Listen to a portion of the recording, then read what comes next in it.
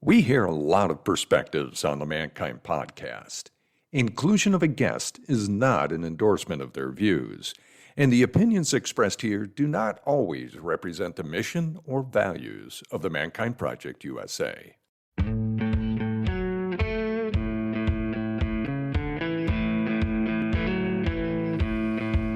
Looks like the rain has gone.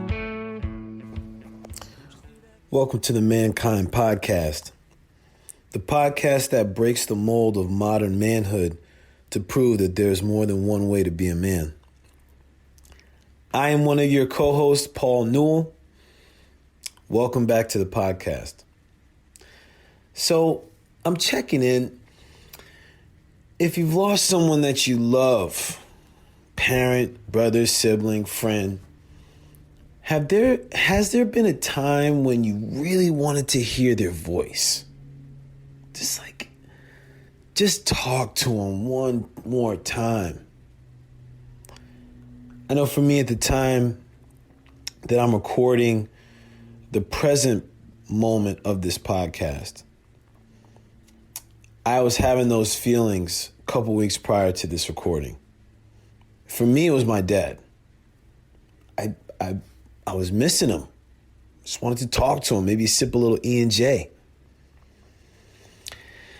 And I was very emotional. I was very sad. I was angry, resentful. And I started to recognize that their energy and spirit is always with us when I'm open to receiving insight from the other side. Now, what the heck does that all mean?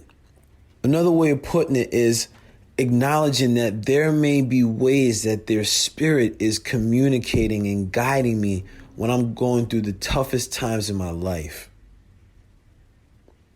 Now, this podcast, you all are going to get to meet a dear friend of mine, Les Gaines, that passed away a couple years ago. This guy is in spirit form my dude, and in physical and spirit was my dude. We would have conversations about so many things, and Les has a way with words. He can, we were able to chop it up on some things that were serious, and this podcast is an example of one of those serious conversations. In the moment when Les and I recorded the podcast, I was going through a really difficult patch with a former girlfriend that has my kid. And I've yet to see or meet my daughter. And when I was in the depths of this anger about this, Les and I had the conversation that you're going to hear in this session.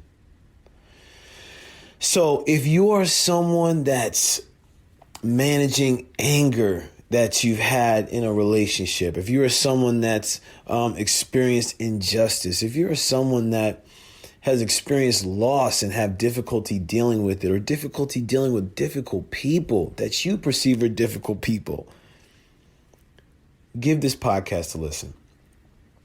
I'm excited for you to hear this. And to start it off in the first part, Les and I were talking about being on mission in difficult times. The overall podcast really, this whole recording, after listening to it, it's more sage wisdom.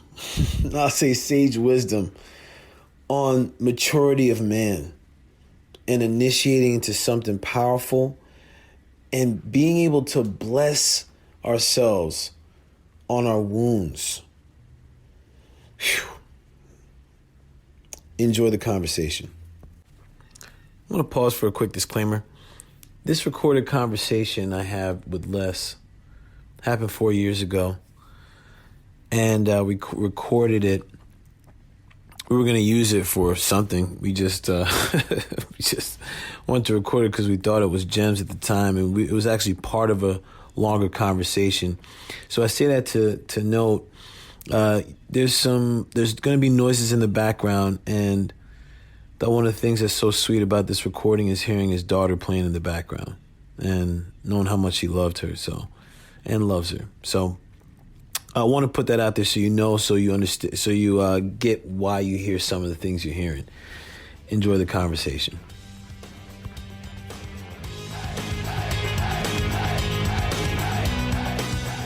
You said to really live and be in that mission, that's powerful mission. We were talking about being aware of who you hang out with, or who you're around. I realize I have to change the men that I call my friends change, the people I associate with change, and that's another thing is that this is going to sound rough, probably shouldn't be recording it, but there's something in success where you really have to walk alone, period. Mm-hmm. That's difficult. It's like I used to be the mentee boy, okay, there's the mentors, there's so-and-so, let me stay. But it's like, okay, then it's like, okay, you do this. Mm-hmm. I'm here for support back there, but you have to walk alone. And guys who want to go on together to, and not really go out there, still want to do that with you.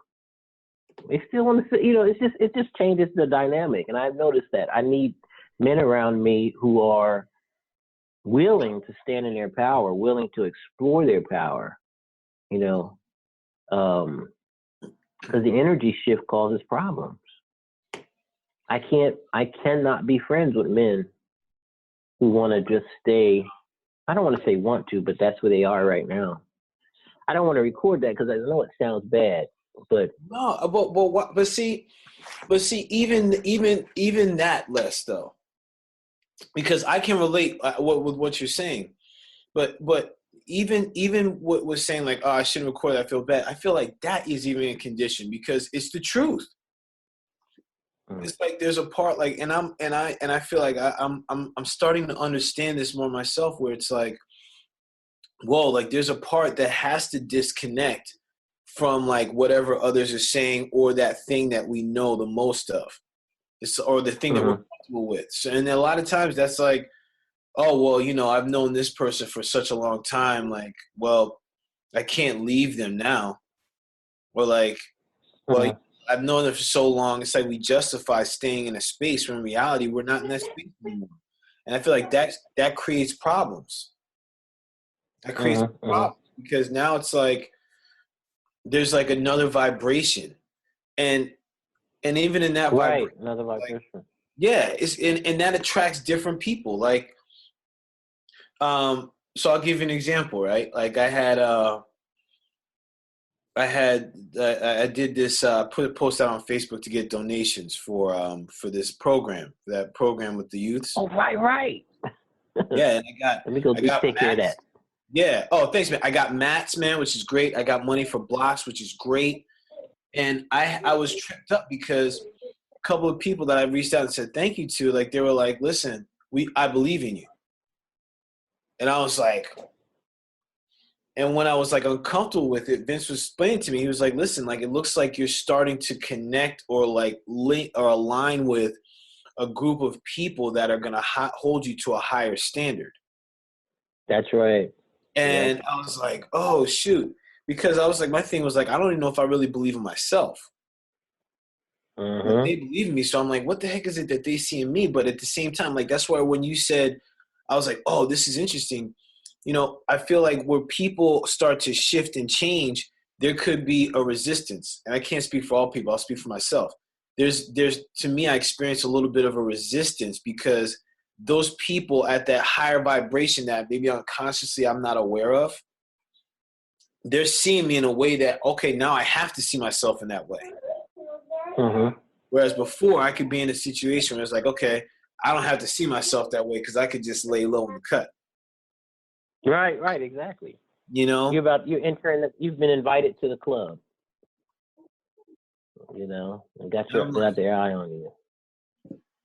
And it's not easy. I didn't realize the real difference between boy and leader, mature man, holding space. I think I just had to step into it. You know, it's like I could think about it and talk about it. And it's like now, even before this, but this was a real something. I can see it now. I can see when somebody is in their immature. Because I recognize it in myself. You know, like when I'm in my space, it's kind of like when you have ashes on the weekend when you get the ashes. Yeah. You know, you get to feeling all that. All right. Yeah. And then it's hold it. Keep it there. Wait with it. That's the mature man. When he just hold that. And then those guys come in and you you're just a mirror. You're just holding space. Love and energy. No matter what, like you said, no matter what's going on here, I'm not even thinking about it. There's a bigger, more important thing for me to do. I'm just a mirror for you. It's not about me. That part is not about me, it's the peace. To me. That's what I didn't know I had to give up. I mean, what's that piece that they do on the weekend where you see the little baby with the father sitting there and he's like, me. Yeah. You know? Yeah. Arrows in, arrows out. You cannot get anywhere in life with that all day long. You know, I would be in that all day. Me, you know. But really, it's ashes, man. Am I making any sense? Because it's just coming together for me. Yo. So just to make sure I'm hearing what you're saying, you were saying that you were understanding the differences between the boy, the leader, and then the mature man. And in that transition, it's being able to hold whatever I may be experiencing in my life. Hold that space, hold it, not be able to not act on it, but hold it in the space so that I could just be a mirror for someone else to do their work. And hold. Right. And I don't want to say hold, because hold is like I'm going to be able to, but I'm going to say more harness. Mm-hmm. Like harness right. what's happening inside. Like, ooh, okay, I'm just going to hang here. I'm going to be this mirror. I'm going to be this granite for you to, I'm just a reflection. I'm a reflection. That's because they are doing their work. He's doing his work on me right now. Yeah. And I have to be the mature man. They don't even know it. I have to be the father. And I know he's doing his work on me. Yo. That's the sovereign. Yo, if I was a DJ, I would have just put rewind on that piece. I'd have been like, whoop, whoop, whoop, whoop, whoop, whoop, whoop. Yo, that's you. That right there, Les. You just made me realize, like, this woman, Kim, it's like I'm her father. She's doing her work. She's doing her work. Mm-hmm. And if you don't make it about you, you might be able to initiate her into something more powerful. Okay, I need to process that for a second. Because what comes up for me in that, I've always felt like with this woman, like we were brought in each other's lives to help each other heal on a deeper level than we're even conscious of. Like that's what I have to come back to. I'm not in anger. Right. I hear that. I know for myself, I would react. I would have reacted. I would have blasted the hell out of this. I would have done altogether different.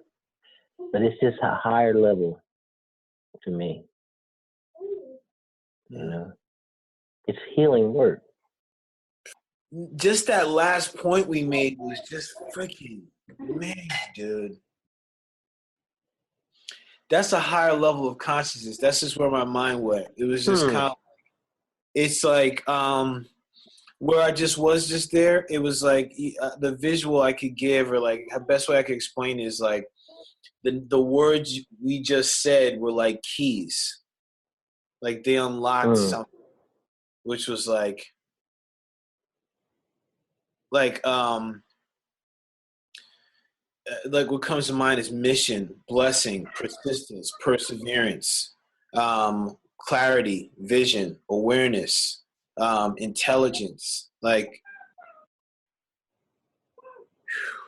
being able to stay. Enlightened. Yeah. What's that? It's enlightenment, and Yeah. it's a word for it. I don't want to bring up religion, but it's a higher level. Yes. It really is. It's a higher level of being. You know, it's really being in your purpose, really awakening as who you truly are. Like I hear people say, "Oh, you know, I'm going through a transformation or I'm changing." I'm like, "No, you're not. You're just waking up. Right. That's what you're doing. Ain't nothing. You just fine the way you are. You're just waking up. Waking up. Mm-hmm. You know, we get. That's what the shadow is. Little boys, we get scared, hide, deny. It doesn't say throw away in trash. You know, you just waking up from your long sleep of however long it's been to realize who you are and what you're capable of, which is beyond comprehension.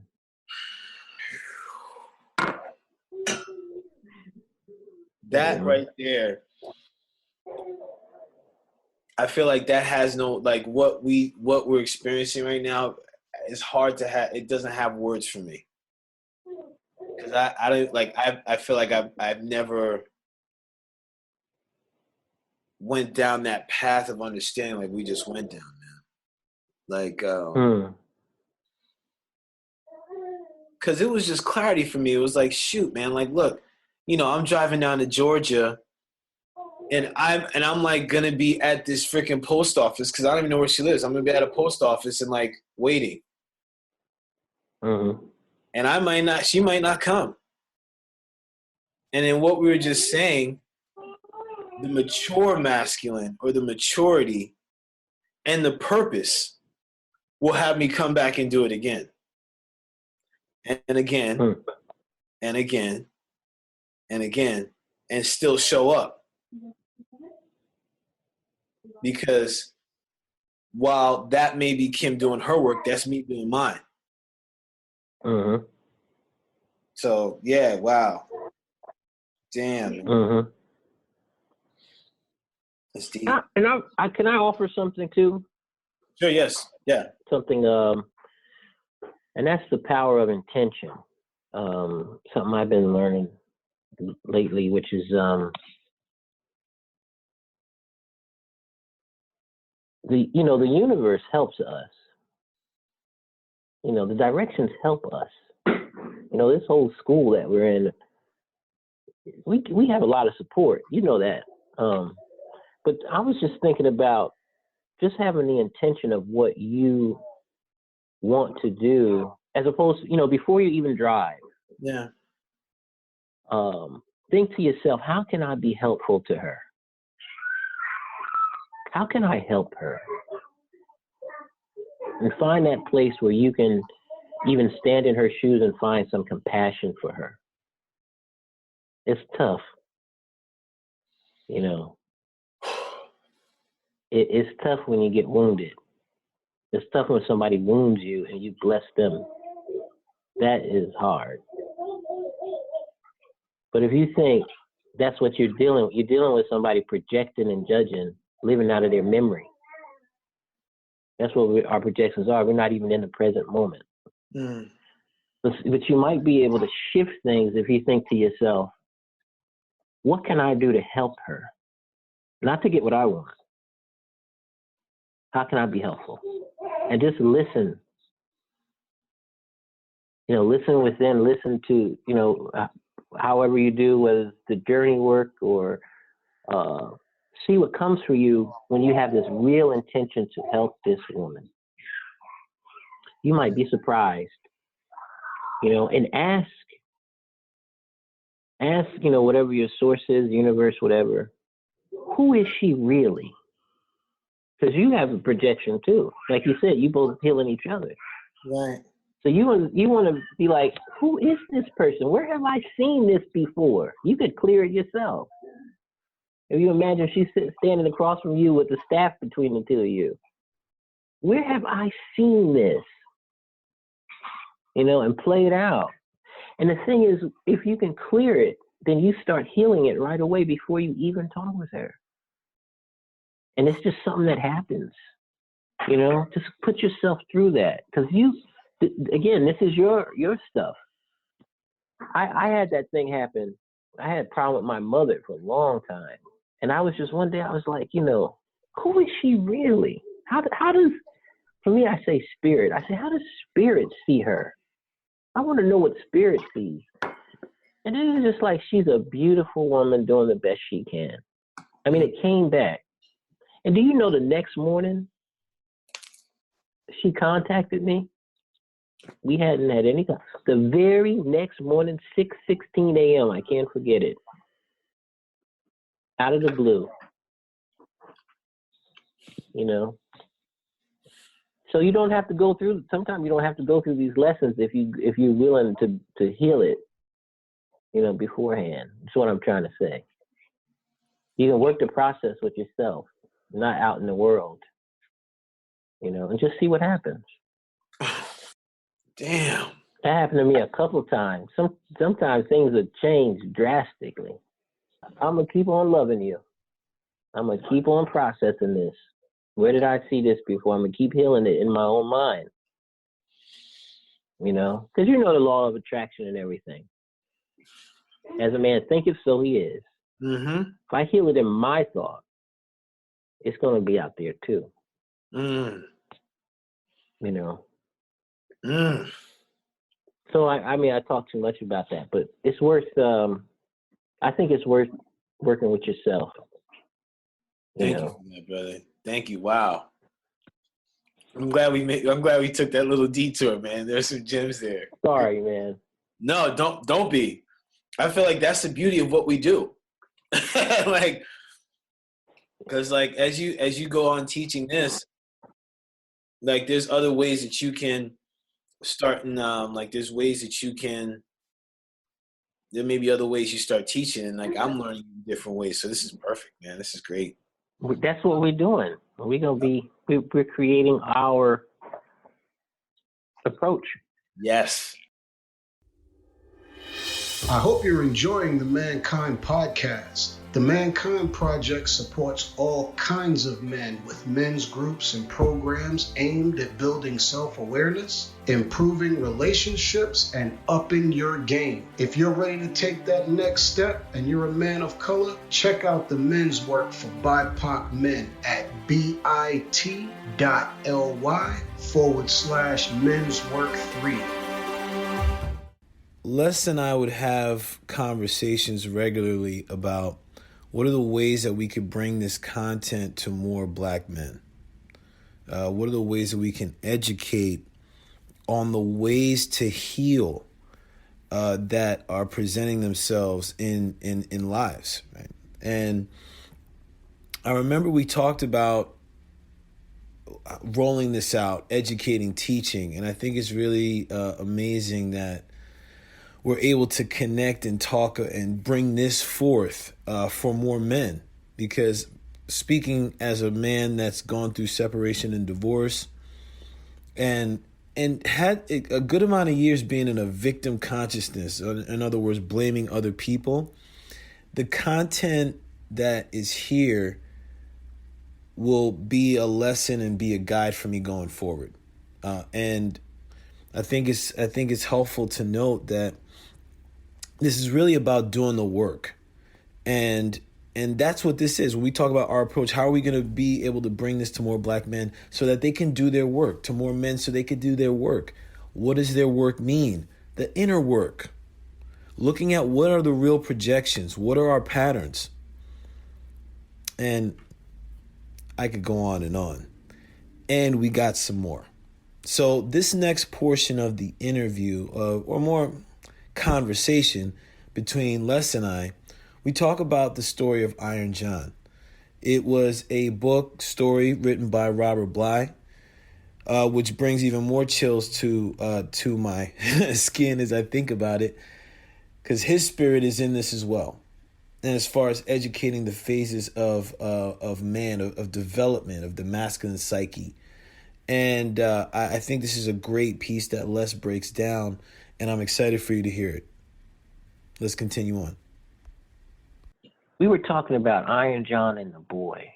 Mm-hmm. How he had to go off and, Iron John tried to teach him things directly, but he was so undisciplined, he couldn't look at the golden pond without touching it or letting his hair fall in or getting distracted or whatever, And Iron John sent him out. He says, okay, you need to go out and see what it's like to be poor, Said, but if you need anything, call me. So he went out there and worked in the kitchen and all that stuff, right? But I thought it was interesting how the last time he went out, he got wounded. Somebody wounded him when he was trying to get away, and that was, and he still did what he had to do. And that was really his becoming ready to step into being the king, I just thought that was interesting. That was really, he had to getting wounded. He had to be wounded, by all of this. So I thought that was just, I just try to remember that you don't get to the throne without being wounded. And there's plenty of people who try, So I think the wounding is an honor. You could be grateful, It comes first. I don't know if that makes sense, but that's how I interpret the story. Holy cow, man. Wow. Okay, again, mind blown. Just so where my thoughts are going with this. It's like embracing the thorns. Embracing the thorns, the things that tear us up. Like the wound to get to the rose. So it's interesting because like when you say you have to have, it's like I get to be wounded before we get to be wounded before we get thrown. Like as our energy spirits in this flesh, like there are wounds that we get to endure before and address before we get to that high sovereign, before we get to that king. Right, exactly. That's like, you can't be trusted. Yeah. Yeah. I didn't mean to cut you off. Go ahead.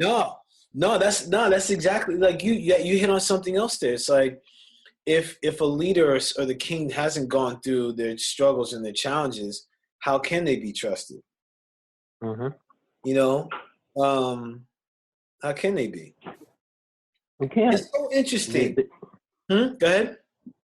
No, you go. Because I like when you're in this space. Yeah. I get all this. Go ahead.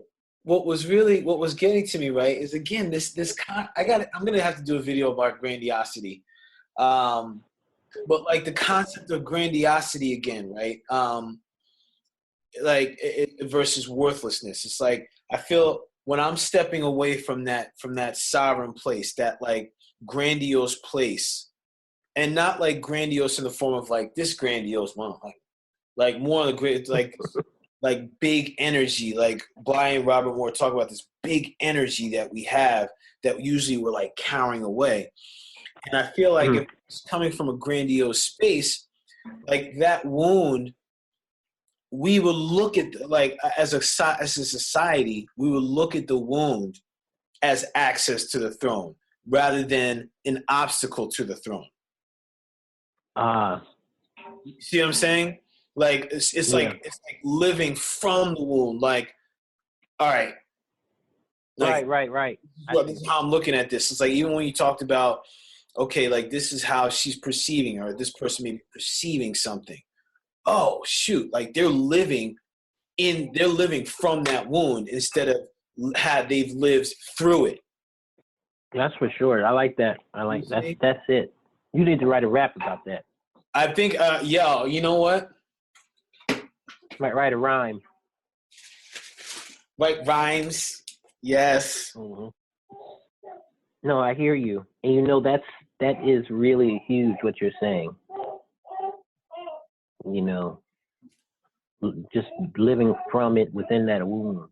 Because really, it's kind of like, let me let you write that down. Yeah, I'm good. Perfect. It's kind of like, I got my big old mouth on this thing. On this video. Love it, man. It's raw and real. I could put half a Big Mac in my mouth in one bite. What? Not that big Mac we have out now. Like, it's gotten bigger. Okay. Yeah, I haven't had a Big Mac. They got Big Macs on PEDs, man. Performance enhancing drugs. Oh, do they? Well, it's probably been 15 years since I had a Big Mac. Dude, a whole one in your mouth. Right. It's like an accomplishment. It's like half one. I'm serious. You know, I'm like, it's like when I go out to eat, people be like, God damn. That's the kind of response I get. How'd you eat all that? Well, anyway, that's enough. But I like what you said. That's and you know what it's like too. It's like getting that wound, and then, like I said with Asher, someone telling you, now hold it. You feel that pain? Let it go. Yeah. It's like, what? Let it go. Right. You don't get to advance until you can do that. Right. Right. You done crying? You done blaming? You ready to own it? You know, now drop it and go on about your business. And I don't mean drop it where it's denied. Right. Where you go into denial or dissociate or anything. I mean, you let it go. There's bigger things. Yeah. It's almost like you could say, lay it down. Lay it down. Yeah. Like some old school stuff, man. Yo, come on, man. You know you and I have done this ride many times before, man. You know we've been here many times. This is just we connected in this lifetime. But yeah, man, it's like, think about the visual, right? Instead of like drop it, like, psh, all right. Instead of like lay it down, like you're still bringing awareness to it, but you're just laying it down, like you're putting it down, like almost like you lay down a baby in the crib. That gives me chills. Mm.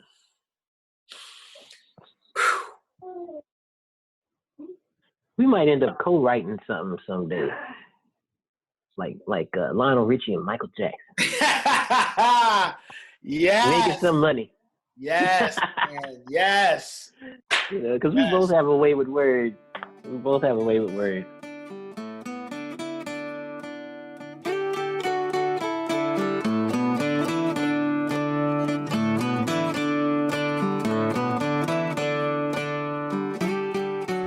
We did it, Les. We laid it down on the track, man. Michael Jackson, Lionel Richie. Yes, sir. Thank you for listening to this conversation with Spirit. And when we think about Spirit, and we think about those that we've lost, and we come to those times when we want to hear their voice again, think about the conversations that you've had. Activate those feelings again that you had when you connected with them. And when I can do that, I can tap in. I can activate those parts of myself that were also a part of them. And I invite you to do that same thing. Explore, go beyond imagination, really tap into Spirit and those insights that come to you in those times of despair, the insights that come to you in the times of joy, of fear, of sadness.